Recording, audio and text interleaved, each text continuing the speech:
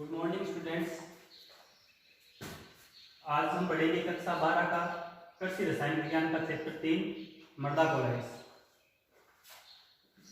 मृदा कोलाइड्स से पहले मैं आपको थोड़ा सा कोलाइड्स के बारे में बता देता हूँ। कोलाइड्स क्या होते हैं?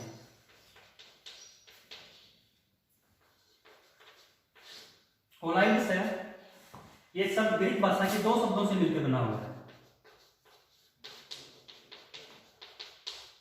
लैंग्वेज का ध्यान रखना है, कौन सी भाषा के? ग्रीक भाषा के दो शब्द। पहला शब्द है कोला, दूसरा शब्द है ओड्स।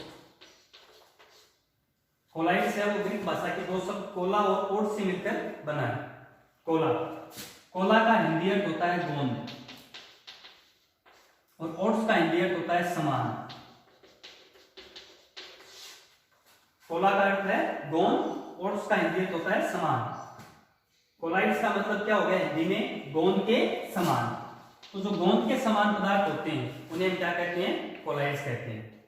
ये इसके बारे में जनरल बात है, रूटीन बात है, लेकिन वास्तविक कोलाइड है उसकी परिभाषा दी थी थॉमस ग्राम ने। किसने? थॉमस ग्राम, जिन्हें कोलाइड रसायन का जनक भी कहते हैं। इन्हें क्या कहते हैं? कोलाइड रसायन का जनक। थॉमस ग्राम ने क्या किया? जल में विलय जो पदार्थ होते हैं, ध्यान रखना है ये बात, जो पदार्थ होंगे वो जल में क्या होंगे? विलय होंगे। तो जल में विलय पदार्थ होते हैं उनको जंतु झिल्ली में से विसरित किया। विसरण कराने पर उसने क्या देखा कि कुछ पदार्थ तो जंतु झिल्ली में से पूर्णतः विसरित हो जाते हैं, जबकि कुछ ऐसे पदार्थ होते हैं जो जंतु झिल्ली में से पूर्णतः विसरित नहीं हो पाते हैं। इस आधार पर थॉमस ग्राम ने जल में विलय पदार्थों को दो भागों में बांटा। दो भागों में पहला नाम दिया क्रिस्टलान, दूसरे पदार्थों का नाम दिया उन्होंने कोलाइड्स। क्रिस्टलान वे पदार्थ जो जंतु झिल्ली में से पूर्णतः विसरित हो गए, वे पदार्थ जो जंतु झिल्ली में से पूर्णतः विसरित हो गए उन्हें क्रिस्टलान कहा। किसने कहा? थॉमस ग्राम ने। जो पदार्थ जंतु झिल्ली में से पूर्णतः विसरित हो गए उन्हें थॉमस ग्राम ने क्या नाम दिया? क्रिस्टलान। वे पदार्थ जो जंतु झिल्ली में से पूर्णतः विसरित नहीं हो पाते, अर्थात जिनका आंशिक विसरण होता है, उन पदार्थों को क्या नाम दिया? कोलाइड्स। तो थॉमस ग्राम ने जल में विलय पदार्थों को दो भागों में बांटा, कोलाइड और क्रिस्टलान। ठीक है, अब बात करें कोलाइड की वास्तविक परिभाषा की। तो थॉमस ग्राम के आधार पर परिभाषा क्या होगी? वे पदार्थ जो जंतु झिल्ली में से पूर्णतः विसरित हो जाते हैं उन्हें क्रिस्टलान कहते हैं। वे पदार्थ जो जंतु झिल्ली में से पूर्णतः विसरित नहीं हो पाते उन्हें कोलाइड्स कहते हैं। ये कोलाइड्स के बारे में जनरल बात हो गई। हम किसके बारे में पढ़ेंगे? मृदा कोलाइड्स के बारे में। मृदा कोलाइड्स, मृदा छोटे छोटे कणों से मिलकर बनी होती है और जो कण होते हैं उनका एक निश्चित क्या होता है? व्यास होता है।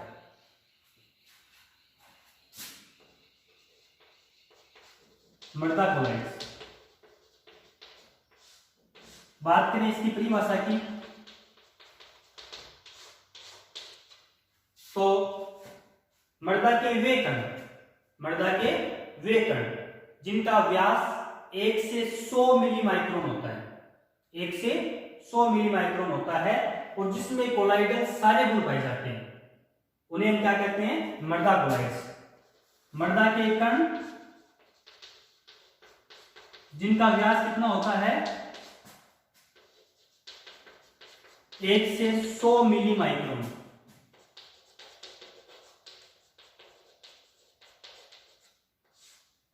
1 से 100 मिली माइक्रोन होता है तथा जिसमें सभी कोलाइडल गुण पाए जाते हैं।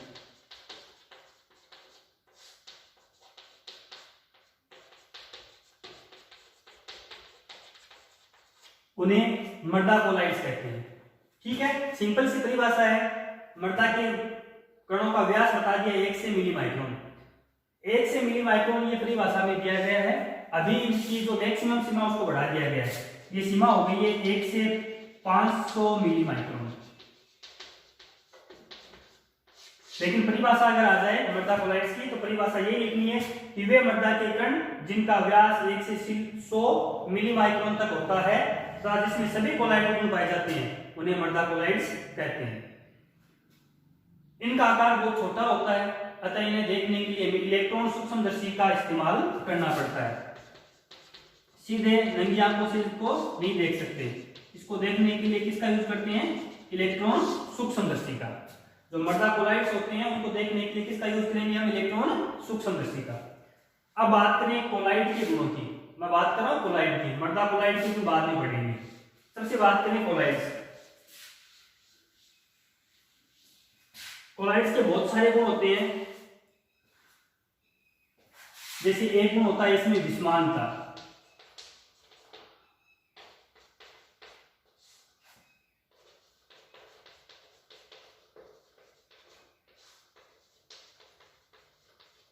रीडिंग क्या है? कोलाइड्स के गुण।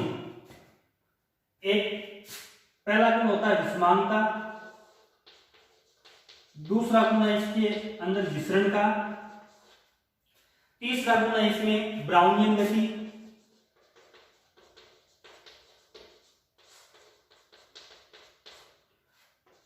चौथा गुण है टिंडल प्रभाव, पांचवा इस पर आवेश, विद्युत आवेश,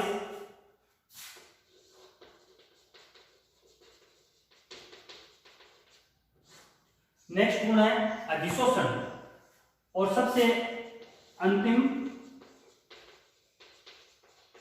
अवक्षेपण। ठीक है, तो आपकी बुक में कोलाइड्स के 7 गुण दे रखे हैं: विषमानता, विसरण, ब्राउनियन गति, टिंडल प्रभाव, विद्युत आवेश, अधिशोषण, अवक्षेपण। सबसे पहले हम बात करेंगे विषमानता। आपने कक्षा 9 में भी पढ़ा होगा विषमांगी मिश्रण। विषमांगी मिश्रण क्या होता है? वह मिश्रण जिसका संघटन सभी जगहों पर एक समान नहीं होता है, उसे हम क्या कहते हैं? विषमांगी मिश्रण कहते हैं। इसी प्रकार जो कोलाइड्स होते हैं, इसका जो विलयन होता है उसमें सभी जगह संघटन क्या नहीं होता है? एक समान नहीं होता है।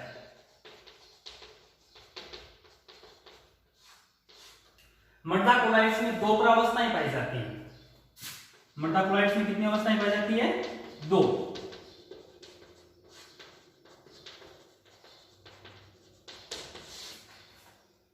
पहला है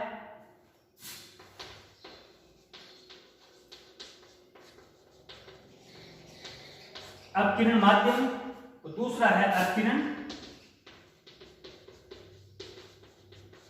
अवस्था।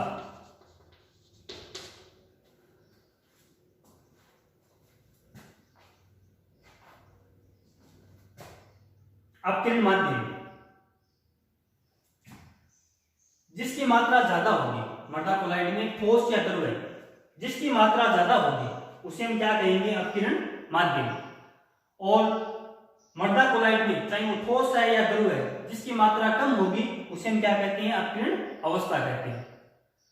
मृदा कोलाइड्स है वो 2 प्रावस्थाओं से मिलकर बना होता है, अपकिरण माध्यम, अपकिरण अवस्था। लेकिन जब हम मृदा कोलाइड्स की बात करेंगे तो मृदा कोलाइड्स में हमें ध्यान रखना है अपकिरण माध्यम हमेशा क्या रहेगा? द्रव, और अपकिरण प्रावस्था हमेशा क्या रहेगी? ठोस। जिसकी मात्रा अधिक होगी वो क्या कहलाएगा? माध्यम कहलाएगा, और जिसकी मात्रा कम होगी वो क्या कहलाएगा? अवस्था। लगभग अपकिरण माध्यम क्या होगा? द्रव, और जो अपकिरण अवस्था होगी वो क्या होगी? ठोस। इस प्रकार की जो मृदा कोलाइड्स होते हैं उन्हें हम कहते हैं सोल। क्या कहते हैं? सोल। जिन मृदा कोलाइड्स में अपकिरण माध्यम क्या होता है? द्रव होता है, और अपकिरण अवस्था ठोस होती है, उन्हें क्या कहते हैं? सोल। और अगर हम माध्यम के रूप में जल का यूज करें, माध्यम के रूप में किसका यूज करें? जल का, तो इस प्रकार के जो मृदा कोलाइड्स होते हैं उन्हें कहते हैं हाइड्रोसोल। एक बार वापस रिपीट करता हूं, विषमानता ऐसे मिश्रण जो जिनका संतन सभी जगह पर एक समान नहीं होता है उन्हें विषमांगी विषण कहते हैं।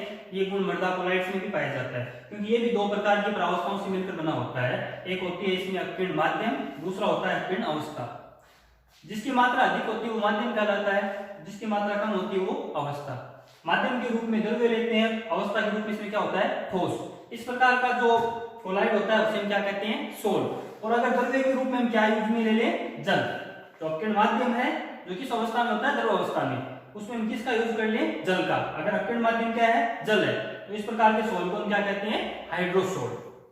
आई बात समझ में। नेक्स्ट विसरण। विसरण के बारे में आपको पहले बता दिया, जंतु झिल्ली में से विसरित करते हैं तो कोलाइड्स का पूर्णतः विसरण नहीं होता है। थॉमस ग्राम ने यह परिभाषा दी थी, आपको पता है। विसरण तो जंतु झिल्ली में से इनका विसरण नहीं होता है या आंशिक विसरण होता है।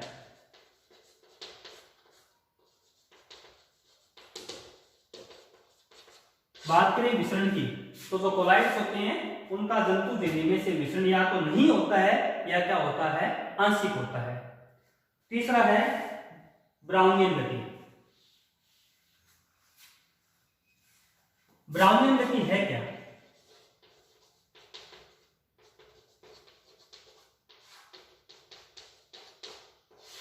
जो कोलाइड्स होते हैं, इनमें जो कोलाइडी कण पाए जाते हैं वो एक टेढ़ी मेढ़ी गति करते हैं, क्योंकि कोलाइड में क्या पाया जाता है, कंपन पाया जाता है। जब वो कंपन करते हैं तो वो एक टेढ़ी मेढ़ी गति करती हैं। इस टेढ़ी मेढ़ी गति को हम क्या कहते हैं, ब्राउनियन गति कहते हैं। ठीक है, तो मृदा कोलाइड होता है, उसमें जो कोलाइडी कण होते हैं वो टेढ़ी मेढ़ी गति करते हैं, जिसे हम क्या कहते हैं, ब्राउनियन गति। और ये जो ब्राउनियन गति का जो गुण होता है वो किस में पाया जाता है, कोलाइड्स में पाया जाता है। ठीक है, नेक्स्ट है टिंडल प्रभाव। टिंडल नामक एक वैज्ञानिक थे जिन्होंने प्रकाश के कलर के बारे में बताया था। उन्होंने क्या कहा था, जो प्रकाश की किरण होती है उसका रास्ता है वो कैसे रंग का होता है, नीले रंग का होता है।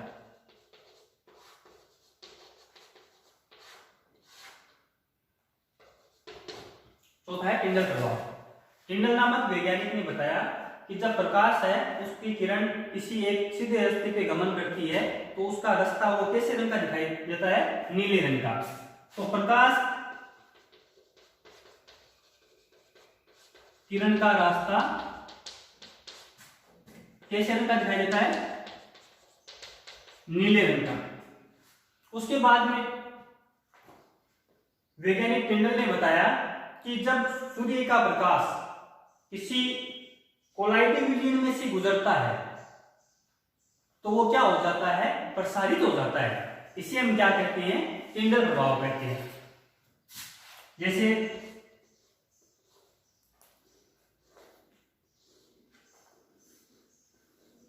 ये बैटरी से कोई प्रकाश निकल रहा है,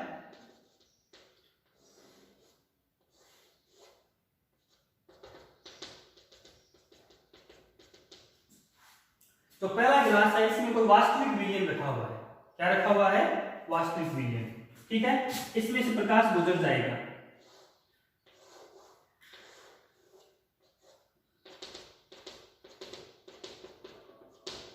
इसमें कोई कोलाइडी विलयन है।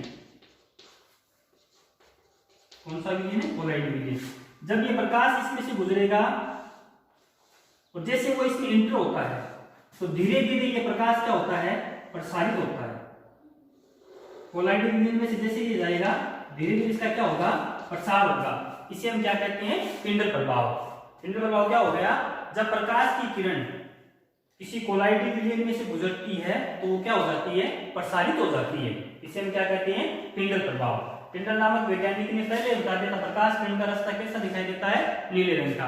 फिर टिंडल ने क्या कहा कि जब कोई प्रकाश की किरण किसी कोलाइडी विलयन में से गुजरती है तो वो प्रसारित हो जाती है। इसे हम क्या कहते हैं, टिंडल प्रभाव। इसका एक नॉर्मल सा हम एग्जांपल देख सकते हैं। अगर हमारी खिड़की या दरवाजे में अगर छोटा छेद है तो प्रकाश की किरण किसी अंधेरे कमरे में आ रही है तो हम क्या देखते हैं, जो धूल के कण होते हैं वो हमें साफ साफ दिखाई देते हैं। उस प्रकाश की किरण का जो रास्ता है वो हमें दिखाई देता है। जब वो उस छेद से इंटर करता है तो प्रकाश की किरण की जो लंबाई चौड़ाई जो रास्ता होता है वो बहुत छोटा होता है, लेकिन जैसे जैसे दूरी बढ़ती जाती है वैसे वैसे प्रकाश किरण है वो क्या होती जाती है, फैलती जाती है।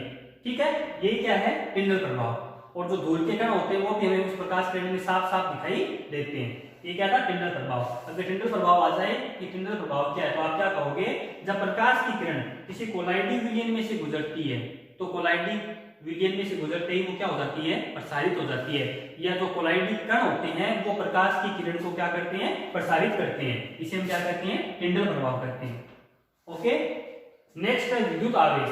बात करें आवेश की, तो जो कोलाइडिक विलयन होते हैं इनपे ऋणावेश होता है। सभी कोलाइडिक विलयन पे क्या होता है, ऋणावेश होता है।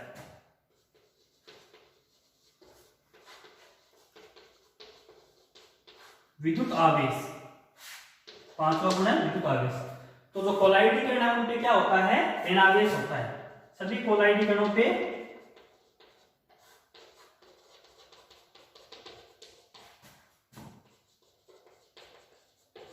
कौन सा आवेश होता है, ऋणावेश होता है। ऋणावेश होता है तो आप सभी को पता है कि ये कौन से आवेशित कणों को अपनी तरफ आकर्षित करेंगे, धनावेशित कणों को। तो कोलाइडिक कणों पे खुद पे ऋणावेश होता है, अतः ये धनायनों को अपनी तरफ क्या करते हैं, आकर्षित करते हैं। ठीक है, ये ध्यान रखना है। जो मर्दा के कण होंगे, क्योंकि हम मर्दा कोलाइड्स के बारे में पढ़ रहे हैं, हर बार ध्यान रखना है कि जो मर्दा के कण होंगे उनपे हमेशा क्या रहेगा, ऋणावेश रहेगा।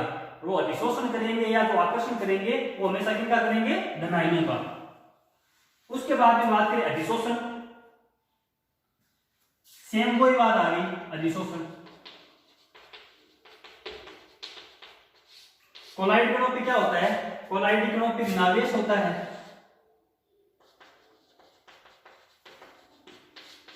तो ये किनका अधिशोषण करेंगे, ये धनायनों का अधिशोषण करते हैं।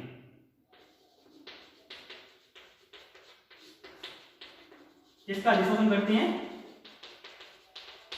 धनायनों का अधिशोषण करते हैं। अधिशोषण का ध्यान रखना, केवल जब स्तय के द्वारा शोषण किया जाता है तो इसे क्या कहते हैं, अधिशोषण। और जब पूरा पदार्थ किसी चीज का शोषण करता है तो इसे क्या कहते हैं, अवशोषण। तो अधिशोषण में ध्यान रखना है, जो धनायन होते हैं वो केवल कहां शोषित होते हैं, केवल स्तय पर। अधिशोषण एक स्थायी घटना है, ध्यान रखना है। तो अधिशोषण की बात करें तो जो कोलाइड्स होते हैं उनपे खुद पे क्या होता है, ऋणावेश होता है, अतः ये धनायनों का क्या करते हैं, अधिशोषण करते हैं। अवक्षेपण, अवक्षेपण क्या होता है, क्योंकि कोलाइड के कणों पे क्या पाया जाता है, आवेश पाया जाता है।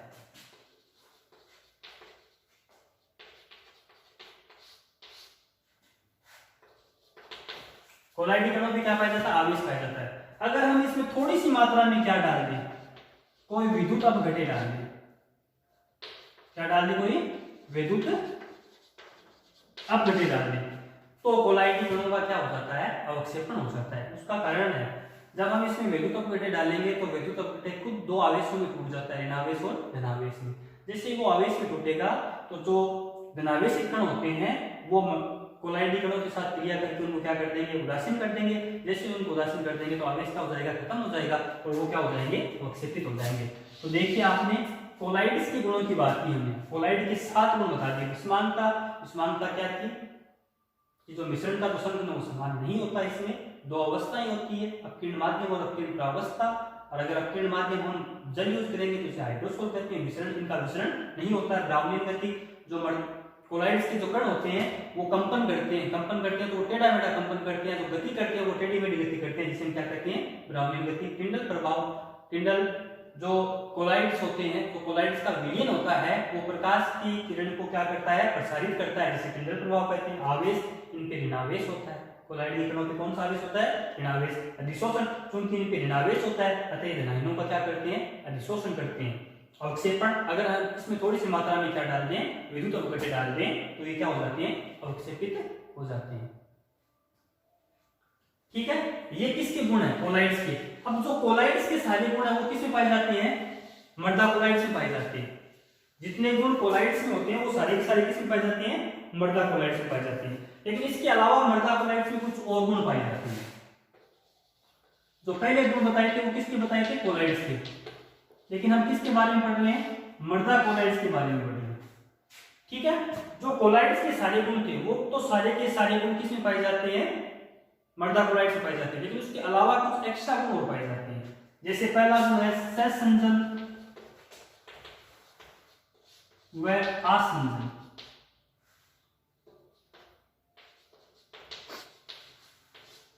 पहला गुण कौन सा है? सहसंजन व आसंजन। दूसरा गुण है इसमें सुघट्यता। दूसरा गुण कौन सा है? सुघट्यता। तीसरा गुण है इसमें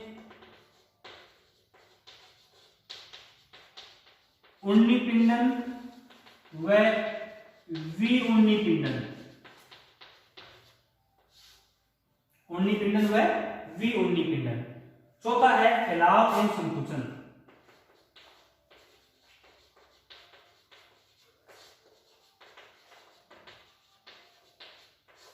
ठीक है, मृदा क्लोराइड में 4 एक्स्ट्रा जो गुण है वो है सहसंजन व आसंजन, सुघट्यता, उन्नीपिंडन व विउन्नीपिंडन, चौथा है फैलाव व संकुचन। सबसे पहले बात करें सहसंजन व आसंजन। आपने कक्षा 9 में या 10 में पढ़ा होगा कि जब गिलास में हम पानी को डालते हैं तो पानी किस तरफ चलता है? ऊपर की तरफ। जैसे जैसे हम पानी डालते जाते हैं पानी गिर जाता है ऊपर की तरफ। अब ध्यान से देखने के लिए, ध्यान से देखिए, 2 प्रकार के बल कार्य करते हैं। एक तो जल और जल के अणु के बीच में,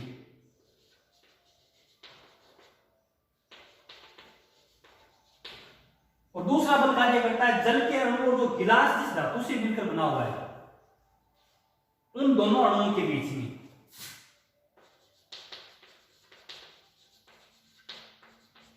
जल के अणु और गिलास की जो सतह है जो उस जल के संपर्क में आ रही है उसके अणु के बीच में। तो जो बल समान गुणों वाले अणुओं के मध्य लगता है, समान गुणों वाले अणुओं के मध्य, जैसे जल के अणु और जल के अणु के बीच में जो बल लग रहा है, जो आकर्षण बल लग रहा है, उसे हम कहते हैं सहसंजन। क्या कहते हैं? सहसंजन बल कहते हैं। 2 समान गुणों वाले अणुओं के मध्य लगने वाले बल को क्या कहते हैं? हम सहसंजन बल कहते हैं। या 2 समान अणुओं के बीच में लगने वाले बल को हम क्या कहते हैं? सहसंजन बल कहते हैं। जबकि 2 असमान अणुओं के बीच में या असमान गुणों वाले अणुओं के बीच में जो बल लगता है उसे हम क्या कहते हैं? आसंजन बल कहते हैं। ठीक है, मृदा क्लोराइड्स में सहसंजन व आसंजन दोनों प्रकार के बल कार्य करते हैं। आपको परिभाषा याद रखनी है। इस पार्ट में से 1 नंबर का क्वेश्चन आता है, सहसंजन बल किसे कहते हैं या सहसंजन किसे कहते हैं? आप लिखोगे समान गुणों वाले अणुओं के बीच, समान गुणों वाले अणुओं के बीच लगने वाले आकर्षण बल को क्या कहेंगे? सहसंजन बल। और 2 असमान गुणों वाले अणुओं के बीच लगने वाले बल को हम क्या कहेंगे? आसंजन बल। क्या कहेंगे? आसंजन बल। तो सहसंजन बल कौन सा है? जिसमें दोनों अणु क्या होंगे? समान गुणों वाले होंगे। समान गुणों वाले जो अणु होंगे उनके बीच में जो आकर्षण बल लगेगा उसे क्या कहेंगे? सहसंजन बल कहेंगे। क्या कहेंगे? सहसंजन बल। आसंजन बल, आसंजन बल में बल तो ये भी आकर्षण ही है, इसमें भी क्या होता है? आकर्षण। लेकिन इसमें क्या होता है, जो अणु होते हैं दोनों वो असमान गुणों वाले होते हैं। कैसे होते हैं? असमान गुणों वाले होते हैं। ठीक है, तो ये गुण किस में पाया जाता है? मृदा क्लोराइड्स में पाया जाता है, सहसंजन व आसंजन का। अगला टॉपिक है या अगला गुण है इसका सुघट्यता। सुघट्यता क्या होता है?